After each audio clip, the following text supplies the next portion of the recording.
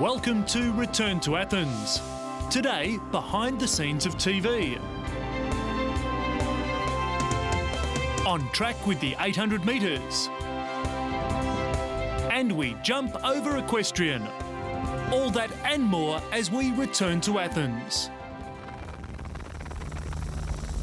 Firstly this week, while construction of the sports venues continues at breakneck speed, one venue that will play a vital role in the production of the Games is about to become operational. The venue, the International Broadcast Centre. After the completion of the first phase of the construction of the International Broadcast Centre, the construction of the shell of the building, we will start constructing, retrofitting this building as an international broadcast center. Behind me you can see already the master system of this IBC, the largest master system in the world, which we have already started assembling. After a few months we will transfer this master in the heart of the IBC. Around it we will start building all the facilities that will help the rights-holding broadcasters from all over the world to do their job during the Games. During the Games in August 2004, images captured by more than 1,000 cameras of AOB will be delivered in the IBC, will be distributed to the rights holder broadcasters. In this way, images of the biggest athletes of the world, soaked in the Greek light, will travel all around the world. This will enable billions of people from all over the world to participate in the largest celebration of friendship and sports in the world. Some facts and figures on the Olympic television operation. Over the 16 days, there will be approximately 3,800 hours of live television broadcasting. There are 3,700 professional broadcast staff employed. There are over 1,500 commentator positions and 100 broadcast mobile units used.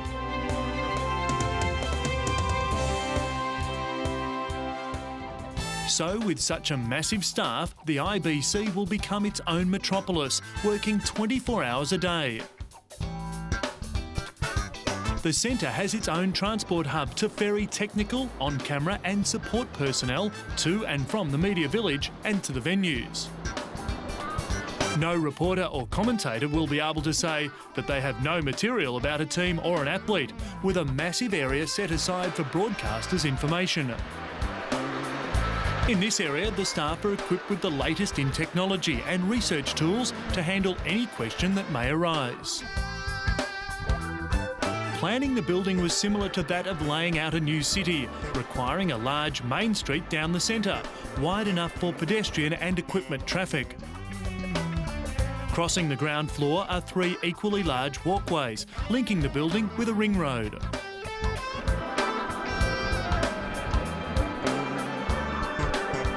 In between the walkways are the areas that are set aside for the rights-holding broadcasters to construct what becomes a TV station away from home.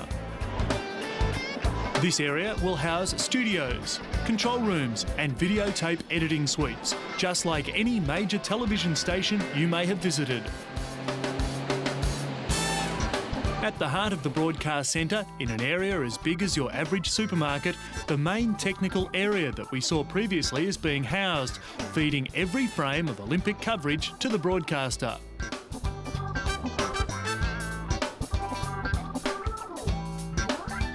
A specially constructed ring road that allows fast and secure access for large equipment and any pickup for deliveries of specific videotape material shot exclusively surrounds the IBC.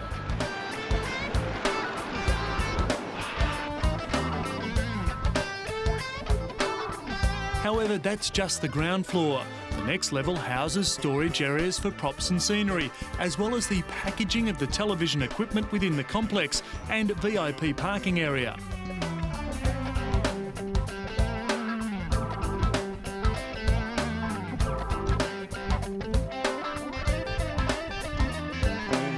The Olympics are the best arena to highlight the latest in technology, with an area set aside to allow manufacturers to display equipment of the future, right alongside other areas for the broadcasters.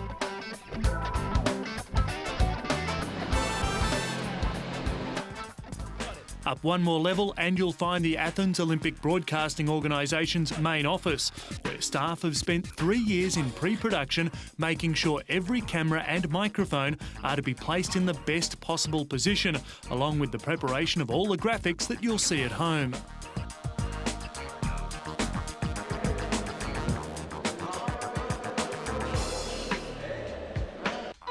On level 2 of the building, there's an area to allow senior television executives and major sponsors to experience the wonder of production television without disrupting on-air transmission. And with so many people working around the clock, the IBC houses a restaurant feeding hundreds of people at a time. The International Broadcast Centre is situated adjacent to the Olympic Sports Complex and the Press Centre. It will be the home of all the rights holders as well as the heart of the television production team during the Athens Games. This will be the world's largest broadcast centre, a global village that during a few weeks will have a population of some 10,000 people. This village will operate 24 hours a day, 7 days a week.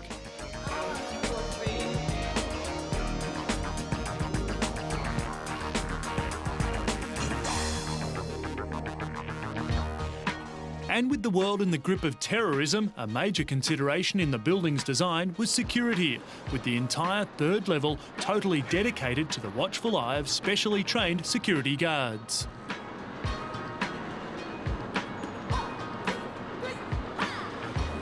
Athens 2004 will be responsible for the management operation of the IBC and will provide services to the right-holding broadcasters.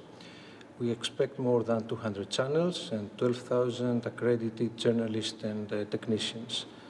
In addition to the services we'll provide inside IBC, we will be responsible for security and access control to the building and for the operation of the main transport mall just outside IBC, which will provide shuttle buses services to all media villages and all the competition venues, which is a very convenient service for media people.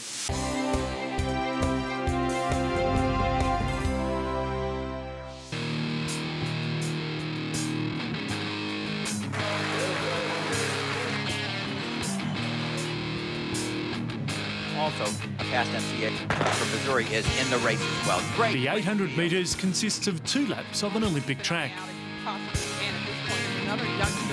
In addition, it's a track event that permits the athletes to move out of their lane after a standard staggered start. 51.2 by the first 400 metres as they power down the home stretch. With the 100, 200 and 400 distances, the athlete must remain in their designated lane.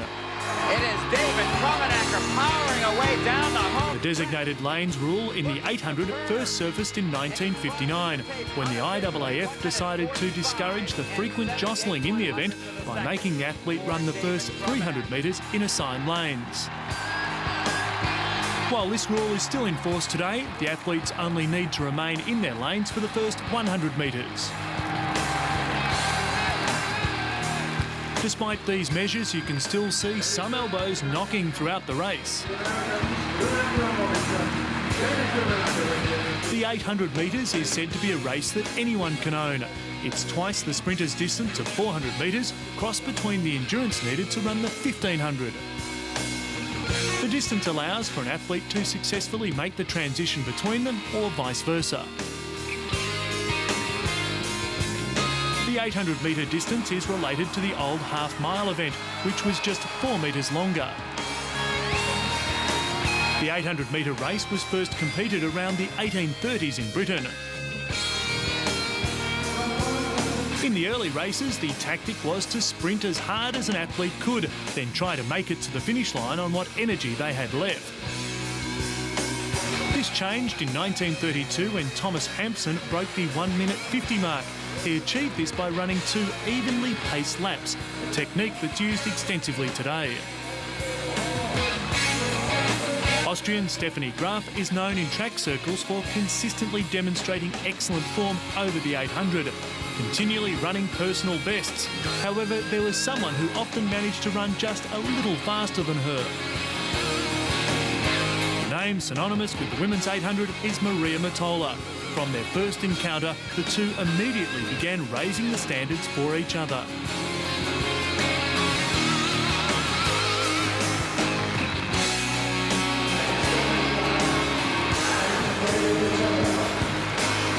The fierce rivalry continued through to Maria's gold at the 2000 Sydney Olympics, but progressed to the stage where during the 2001 indoor season, Graf was disqualified. This happened following a jostling incident on the final lap.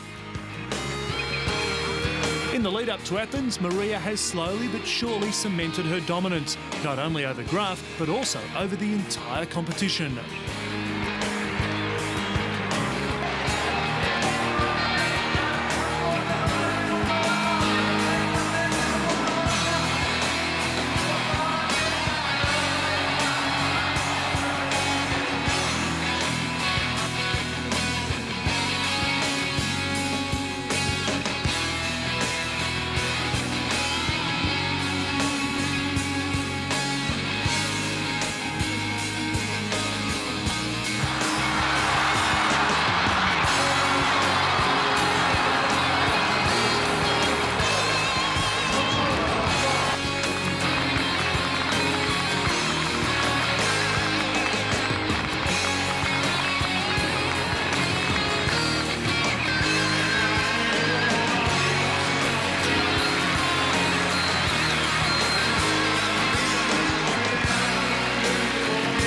Maria's step onto the track was not expected.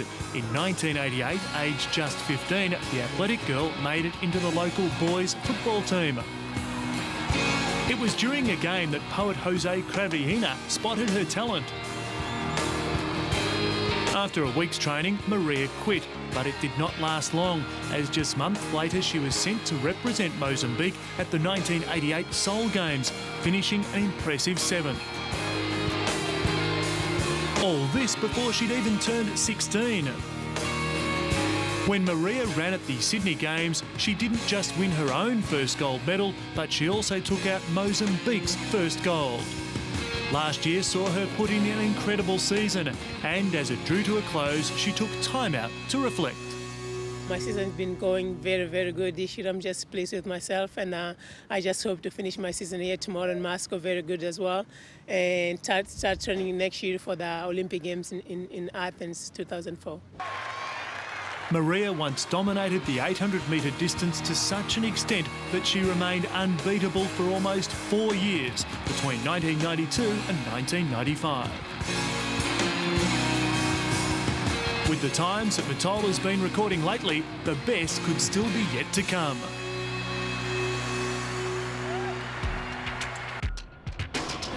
The premier sport on the Games calendar is definitely the athletics, and one everyone should include on their list of must-see sports. And there are plenty of opportunities to do so, with events held from day 7 until day 15, with reasonably priced seats from €10, with prime seating costing $300.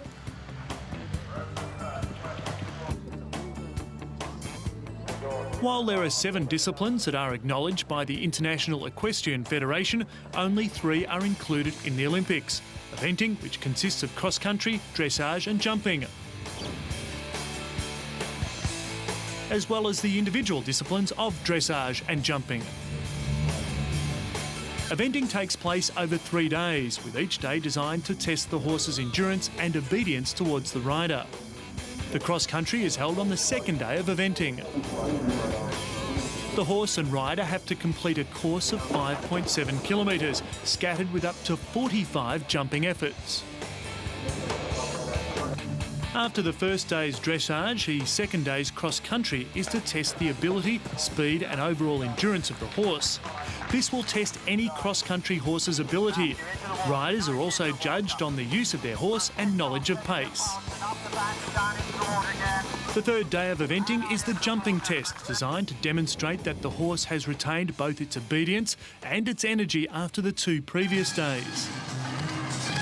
The dressage, while being part of eventing, is also a discipline on its own. In the Olympics, the discipline has 3 rounds: Grand Prix Special and Grand Prix Freestyle. Together, horse and rider perform a set of specific movements. The judges look to see that the horse is initiating all its own moves.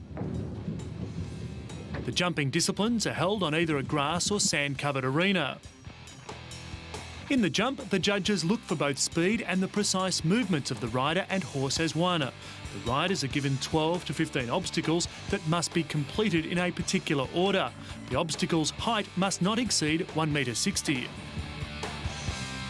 On top of completing the jumps, the rider must also work within a time limit. Penalty points are given when the rider and their horse fail to jump an obstacle, exceed the time limit, knock down an obstacle or fall. For the rider and horse to appear as more than a team requires years of practice. Repetitive, systematic training is used in refining both horse and rider to perform exercises that require endurance, skill, speed, as well as the ability to jump obstacles. The rules that apply to jumping have evolved over the years in order to become more challenging. This means that the horse and rider must train harder in order to receive the least penalties, with the course becoming more technical with more challenging obstacles. Among Olympic sports, the equestrian disciplines are unique as both the rider and the horse are declared Olympic medalists. Equestrian is held on 11 competition days. Equestrian events will be held at the newly built Marco Polo Olympic Centre, which includes an arena with grass for jumping, one with sand for the dressage events, with a separate park for eventing.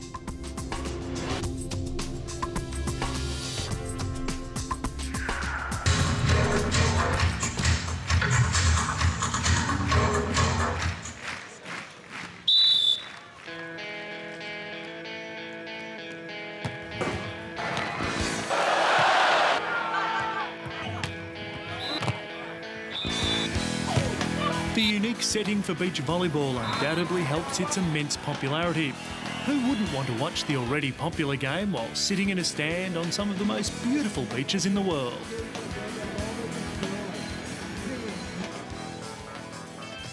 If you're not already a fan of the sport, never mind, because the atmosphere alone is worth the venture in Athens. The combination of music, dancing and sport mixes well with the sizable amount of bare skin present in both the audience as well as on the court. Beach volleyball is played between two teams of 2 players. The surface, a sand-covered court measuring 16 by 8 metres. The objective of the game is simple: hit the ball over the net with the intention of the ball landing on the opponent's court, while at the same time preventing them from doing the same to you. To score a point, the team must be serving.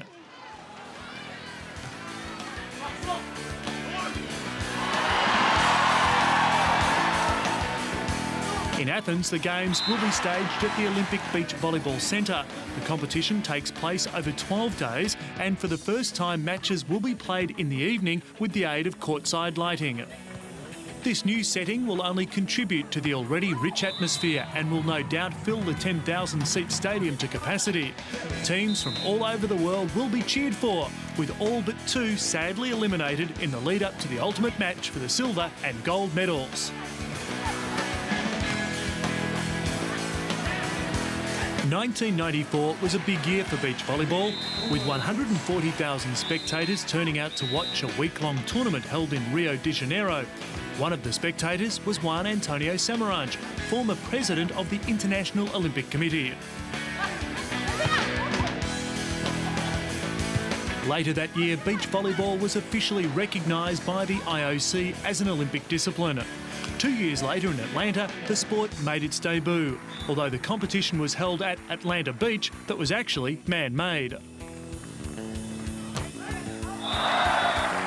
It wasn't until the 2000 Olympics that the game was genuinely played on a beach. The event's held at Sydney's famous Bondi Beach.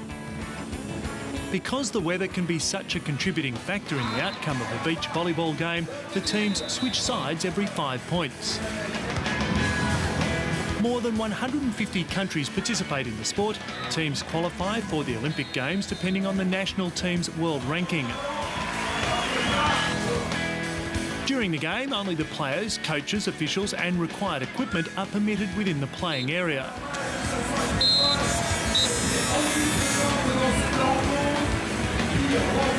As well as the Olympic Beach Volleyball Centre, Athens will also provide 6 training and 2 warm-up courts for the athletes. Whether you come for the thrilling excitement of the matches or the atmosphere in the crowd, you'll enjoy the experience of chanting, dancing and hopefully improve your tan. Our medal contenders in beach volleyball for women are the world #1 pair of Ana Paula and Sandra Perez from Brazil to take out the gold in a tightly fought contest with the Americans Kerry Walsh and Misty May.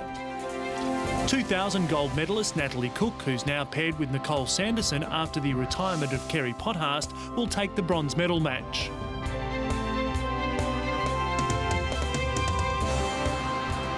Finally this week, news from the desk of ATHOC. The Athens 2004 Olympic Torch Relay Call Centre is open to take calls for information on becoming a torchbearer in Greece. The call centre operates from 8:30 a.m. until 8:30 p.m. local time, with specially trained personnel on hand to answer any questions on how to become an Olympic torchbearer. For further information, please call 800 11 2004 or 2003 for local calls, or phone 210 37 33 000. That's 210 37 33 000 to call from overseas. There's no charge for calls received from outside Greece on this number.